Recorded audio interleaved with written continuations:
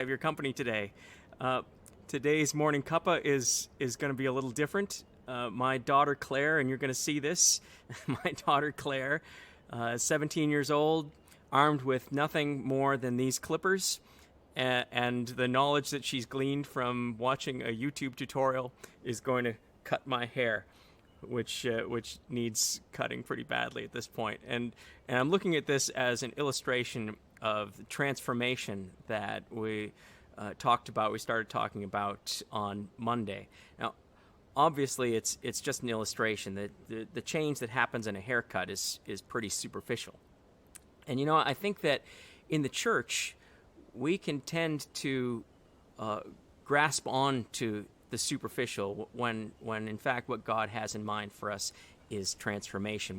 We change things like what we wear, or we change the scenery, or we change the music, and we think that's transformation. It's not transformation. Transformation that God has in store for us is inside-out transformation. It's wholesale transformation. And that's scary. That's hard. And that's why I think a lot of people steer away from transformation and are drawn to grasp on to superficial change. Those superficial changes are things that you don't need God for. We don't need God to change our music. We don't need God to change our clothes or our scenery. But we do need God for that change of the heart. That change of the heart that changes the way that we see the world, that changes the way that we see and respond and hear others, the way that we love other people, the way we love our neighbors, even our enemies, and it changes the way that we relate with our Creator and our Redeemer. That's the wholesale transformation that God has in store, and it is scary. Transformation is never a linear path. It's a hard road, and it has twists and turns, and sometimes it loops around, sometimes it doubles back and covers the same ground over again.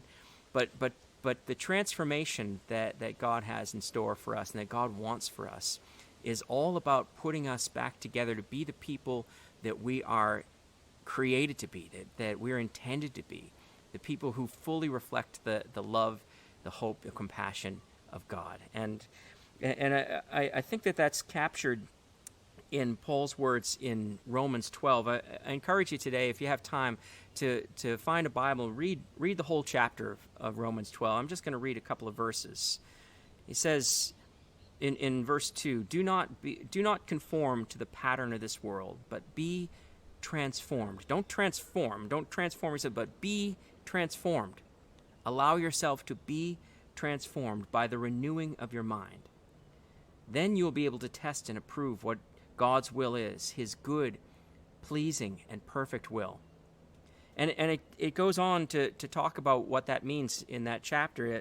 A transformation is not about superficial changes. It starts with humility, with not seeing yourself as above others or less than others, but seeing yourself through God's eyes.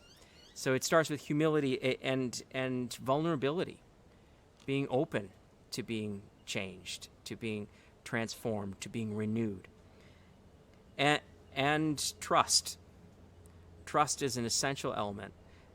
So that those three, humility, vulnerability, and trust, are all essential to the transformation that God has in mind for us, starting today, for you, for me, and that ongoing work of transformation.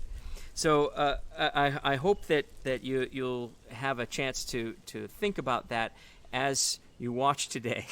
As I put my humble trust and vulnerably in my daughter Claire's hands, as she cuts my hair. So thanks for being with us today.